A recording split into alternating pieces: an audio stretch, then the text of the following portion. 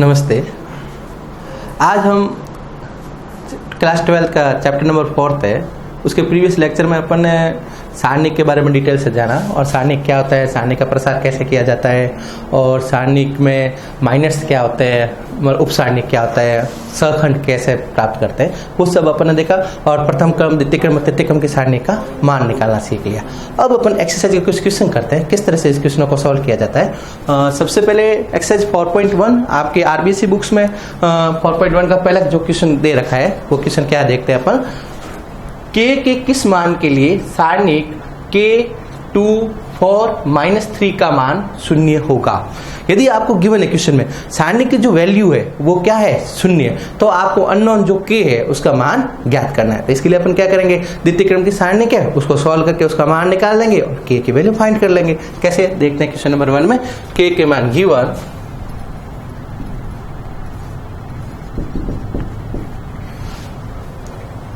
delta is equal to 0. Value of the given determinant k2 4 -3। ये जो determinant है इसकी जो आपकी वैल्यू जो है इसका मान क्या है, शून्य। तो डेल्टा की वैल्यू क्या है, शून्य। तो इसकी वैल्यू निकालते हैं। Delta is equal to k को -3 से मल्टीप्लाई किया, -3 k का -3 से मल्टीप्लाई, और इसके बाद 2 का मल्टीप्लाई किससे हुआ, 4। तो 2 × 4 कितना हो जाएगा, 8। लेकिन माइनस नियम का -8 is equal to 0 because value of the delta, value of the given determinant is equal to 0, then -3k -8 is equal to 0। अब इसको ट्रांसफर कर लेंगे, -3k इज इक्वल टू 8। ये दोनों जगह किसका हो जाएगा, प्लस का। अब इसमें k की value k is equal to -8/3, -3 नीचे चला गया। तो k अननोन जो k था, k की वैल्यू -8/3। दिए गए सारणिक की जो मान है वो क्या है, आपको k का मान निकालना है, जिसके लिए डेल्टा की वैल्यू क्या है, आपको 0 गिवन है। तो डेल्टा की वैल्यू निकाल के उसको, डेल्टा की वैल्यू 0 गिवन है और इसकी वैल्यू निकाल के अपन k का मान निकाल दें। तो इस क्वेश्चन के लिए k के किस मान के लिए सारणिक का मान शून्य है, तो k की वैल्यू आंसर क्या होगा, -8/3। ठीक है।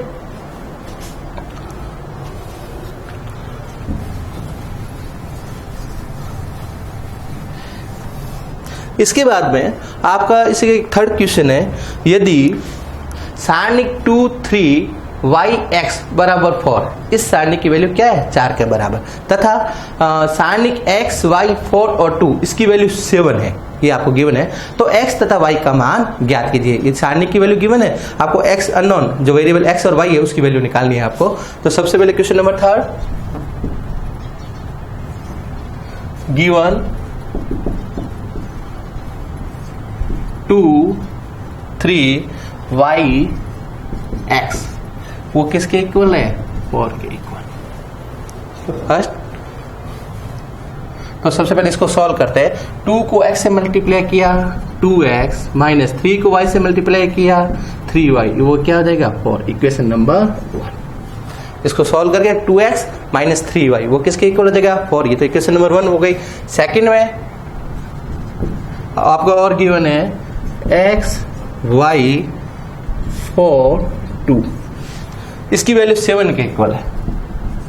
तो इसको भी सॉल्व कर लेते हैं। x को मल्टीप्लाई करेंगे 2 से 2x माइनस y का मल्टीपल 4 से 4y, वो किसके इक्वल हो गया, 7। Equation number 2। दोनों सारणिक की वैल्यू आपको गिवन था, अपन ने सॉल्व करके उसकी वैल्यू रख दी। इक्वेशन नंबर 1 फाइंड किया, इसके बाद सेकंड इक्वेशन फाइंड की। अब आपको इक्वेशन 1 और इक्वेशन 2 की हेल्प से x और y का मान निकालना है। 2x - 3y वो तो 4 के इक्वल है, इक्वेशन नंबर 1, और सेकंड है 2x - 4y वो किसके इक्वल है, 7 के। Equation number 2। इक्वेशन 1 और इक्वेशन 2 अपन जानते हैं दो चरों के रैखिक समीकरण युग्म है। और इसको कैसे सॉल्व करते हैं, कोई भी विधि, प्रतिस्थापन है या विलोपन विधि है, इस विधि का यूज कर सकते हैं। यहाँ पर देखो x का कोएफिशिएंट 2 है, y का इधर भी x का कोएफिशिएंट 2 है, तो अपन सब्सट्रैक्ट कर लेंगे। तो ये माइनस, ये प्लस और ये माइनस। 2x - 2x ये तो कट गया, -3y + 4y वो किसके इक्वल हो गया, y के, और 4 - 7 तो क्या आ जाएगा, -3। तो अपन को y की वैल्यू क्या मिल गई, -3। y की वैल्यू -3 है और y का मान किसी भी समीकरण में अपन पुट करेंगे तो अपन को किसका मान मिल जाएगा, x का। मैं इक्वेशन 1 में रखता हूं, इन इक्वेशन 1 देन 2x - 3 और y की value -3 is equal to 4। 2x - 3 into y की वैल्यू -3 पुट कर दी, इक्वल टू 4 आ गया। तो 2x minus minus plus 3 into 3 9 is equal to 4। इसके बाद में 2x इज इक्वल टू 9 उधर चला गया तो 4 माइनस 9 वो किसके इक्वल हो जाएगा, -5 के। तो x की वैल्यू क्या हो जाएगी, -5 अपॉन x की वैल्यू -5 अपॉन 2 और y की वैल्यू क्या आ जाएगी, -3।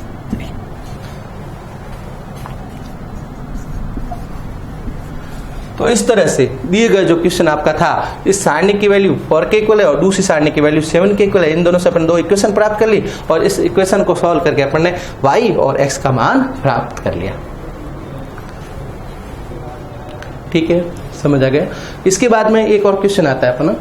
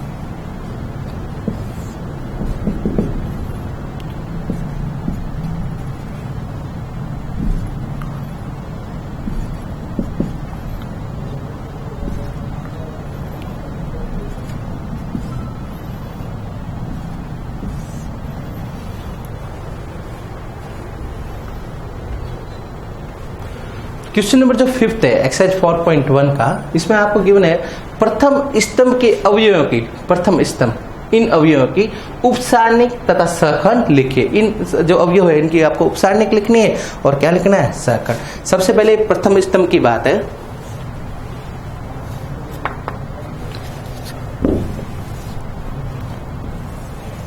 माना कि ये डिटर्मिनेंट a है, इसको a से रिप्रेजेंट कर लिया और इसको अपन लिख लिया वापस 1 -3 2 4 -1 2 3 5 और 2। अब क्वेश्चन में आपको गिवन है इस क्वेश्चन की जो सारणी के इसके प्रथम स्तंभ के अवयव, प्रथम स्तंभ प्रथम कॉलम C1, इस कॉलम के अवयव की क्या निकालनी है, उप सारणी। तो प्रथम अवयव जो A11 है, जो अपने आप में क्या है यहाँ पर 1 गिवन है, A11 की उप सारणिक, A11 जो पर्टिकुलर 1 है इसकी आपको उप सारणिक निकालना है। A11 की उप सारणिक को किससे रिप्रेजेंट किया जाता है, m of 11। ये आपको बता रखा है, पिछले लेक्चर में बताया था। उप सारणिक किसी भी अवयव a i j के उप सारणिक को m of i j द्वारा रिप्रेजेंट किया जाता है। तो ये प्रथम अवयव है, इसकी उप सारणिक को अपन m of 11 से रिप्रेजेंट करेंगे। और क्या होता है, उस पंक्ति और उस स्तंभ को छोड़ने के बाद रिमेनिंग जो उप सारणिक होता है वही सारणिक, वही उसकी क्या होती है, उप सारणिक। तो -1 2 5 2 m of 11 प्रथम अवयव, प्रथम पंक्ति के जो प्रथम अवयव, प्रथम पंक्ति और प्रथम स्तंभ का A11 है, इसकी उप सारणिक m of 11 वो क्या प्राप्त होगी, इसको छोड़ दिया, इसको छोड़ दिया, -1 2 5 और 2। साथ में आपको इसका क्या निकालना है, मान भी ज्ञात करना है। तो इसकी डेल्टा जो हो जाएगा, डेल्टा इज इक्वल टू -1 को 2 से मल्टीप्लाई करेंगे तो -2 और माइनस नियम का 2 इंटू 5 कितना हो जाएगा, 10। तो इसकी वैल्यू क्या हो जाएगी, -12। इस डेल्टा की वैल्यू, m ऑफ उप सारणिक f(1) उसकी वैल्यू आपको मिल गई -12। समझ में आ गए? अब ये प्रथम इसका तो फाइंड कर लिया। इसके बाद में इसी प्रथम स्तंभ के दूसरा अवयव क्या हो जाएगा, a(2)(1), a(2)(1) की उप सारणिक, और a(2)(1) की उप सारणिक को m(2)(1) से रिप्रेजेंट करेंगे। इस पंक्ति को और इस स्तंभ को छोड़ देंगे तो पीछे क्या रह जाएगा, -3 2 5 2।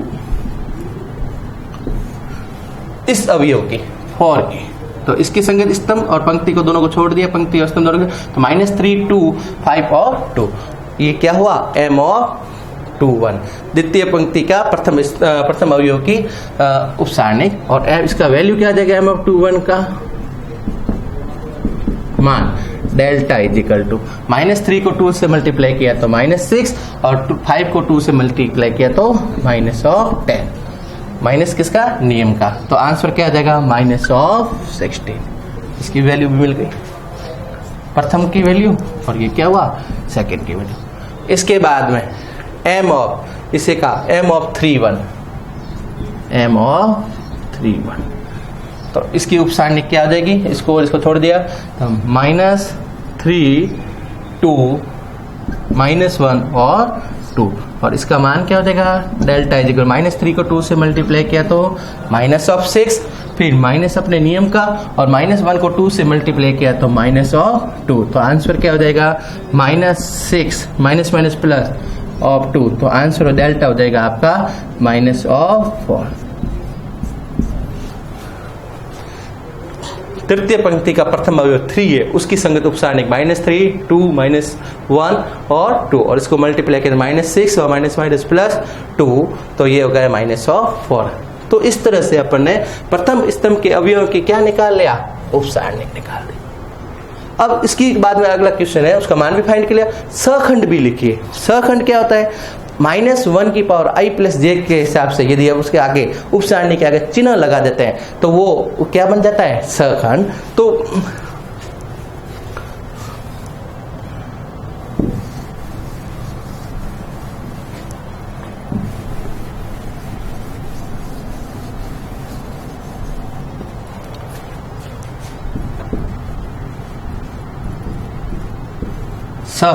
सखंड f ऑफ किसका, f(1) प्रथम अवयव का सखंड। तो अपन प्रथम अवयव यहाँ पर कौन सा चिन्ह लगता है, -1 की पावर 1 + 1 के हिसाब से, और ये -1 2 5 और 2 इस तरह। इस पंक्ति स्तंभ को छोड़ देंगे, ये माइनस इतना लिख लिया, और चिन्ह क्या लग जाएगा यहाँ पर, -1 की पावर 1 + 1 2 के हिसाब से, तो ये चिन्ह हो जाएगा प्लस। तो f(1) इक्वल टू, ये तो आ गया प्लस में, और इसको वैसे ही लिख देंगे -1 2 5 और 2, और इसकी वैल्यू क्या आ जाएगी, -2 -10 इक्वल टू -12।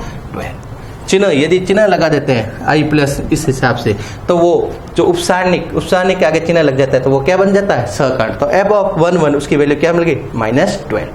इसके बाद में f(2)(1) द्वितीय पंक्ति प्रथम स्तंभ, इसका क्या निकालना है, सखंड फैक्टर निकालना है। तो इसके आगे ये प्लस होता है, ये माइनस, ये प्लस, फिर इसके बाद में क्या होता है, ये माइनस होता है, तो आगे अपन साइन क्या लगा देंगे, सीधा ही माइनस लगा देंगे, और इसकी उप सारणी को अपन लिख लेंगे -3 2 5 और 2। इसकी value f(2)(1) equal to minus तो है, इसके बाद इसको सॉल्व कर लेते हैं, माइनस ऑफ ये 6 माइनस ये क्या हुआ 10, तो f(2)(1) की वैल्यू क्या हो जाएगी, -16। तो आंसर क्या हो जाएगा, माइनस प्लस हो जाएगा।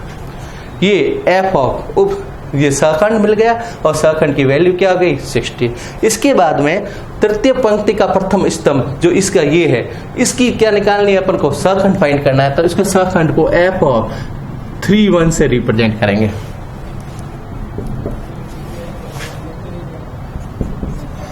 f(3)(1), तो इसके आगे साइन ये प्लस, ये होता है माइनस, और वापस क्या होता है, साइन प्लस का होगा, तो यहाँ पर अपन प्लस लगा देंगे। आया किससे, -1 की पावर i प्लस j की घात से, तो ये साइन प्लस होता है। उसके बाद में इसकी उपसारणी को अपन लिख लेंगे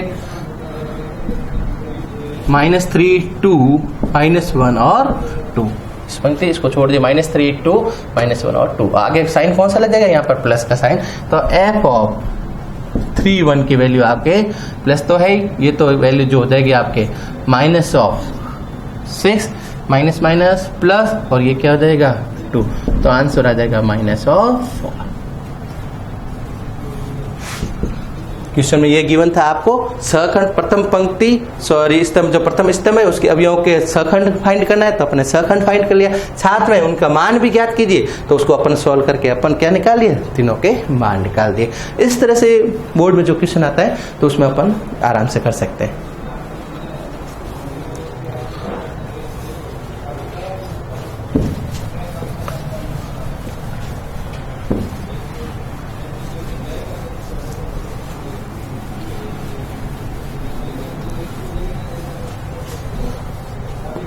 एक क्वेश्चन और है इसी के एक्सरसाइज का, क्वेश्चन नंबर 7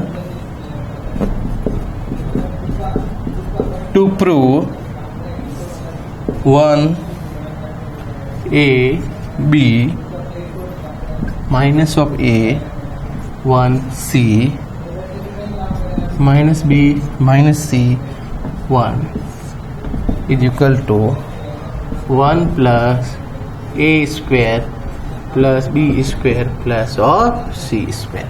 एक्सरसाइज 4.1 है, इसका क्वेश्चन नंबर 7 टू प्रूव आपको सिद्ध करना है कि सारणिक 1ab -1a1c और -b -c -a इसका वैल्यू जो होगी वो किसके इक्वल होगा, 1 plus a square plus b square plus c square। तो इसमें सबसे पहले अपन क्या लेंगे, लेफ्ट हैंड साइड, और लेफ्ट हैंड साइड में आपको गिवन है 1ab minus of a 1c और -b -c और 1।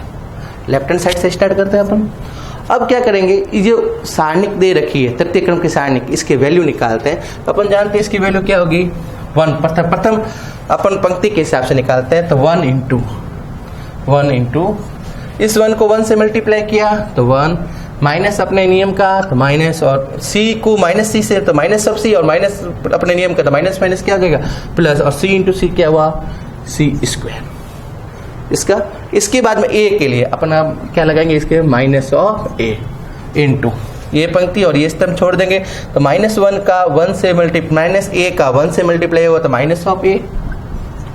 इसके बाद में c का b -b से मल्टीप्लाई और माइनस अपने नियम का तो माइनस नियम का तो ये हो गया, और b c का मल्टीप्लाई b से हुआ तो माइनस ऑफ bc और माइनस माइनस क्या आ जाएगा प्लस ऑफ bc। इसके बाद में प्लस b इंटू इस पंक्ति और स्तंभ को छोड़ देंगे तो -a का -c से माइनस माइनस प्लस ac और फिर माइनस और माइनस ऑफ b तो माइनस माइनस क्या आ जाएगा प्लस ऑफ b। इसको सॉल्व करेंगे अपन, तो ये हो गया 1 का 1 से 1 प्लस 1 का c से c स्क्वायर माइनस इसका minus minus plus a square minus इसका तो minus of a b c इसका मल्टीप्लाई इससे हुआ प्लस b का इससे मल्टीप्लाई हुआ तो b a c और b का इससे मल्टीप्लाई हुआ तो प्लस ऑफ b स्क्वायर। ठीक है, इसके बाद में 1 c स्क्वायर a स्क्वायर ये माइनस ऑफ abc और ये क्या है प्लस ऑफ abc, तो ये दोनों कैंसिल आउट हो जाएंगे। पीछे रिमेनिंग क्या रह गया, इज इक्वल टू ये हो गया आपका 1 की जगह 1 प्लस a स्क्वायर है b स्क्वायर है और क्या है c स्क्वायर, तो 1 plus a square plus b square plus of c square is equal to right hand side. इस सारणिक को इसके इक्वल शो करना था तो अपन ने लेफ्ट हैंड साइड से लिया, लेफ्ट हैंड साइड का सारणिक के लिए। इसके बाद में 3/3 क्रम का है तो अपन उसको मान कैसे प्राप्त किया जाता है वो अपने देख ले। यहाँ पर ये माइनस ऑफ abc ये दोनों कैंसिल आउट हो गए, पीछे क्या रह गया 1 plus a square plus b square plus c square, जो ये अपना क्या है राइट हैंड साइड।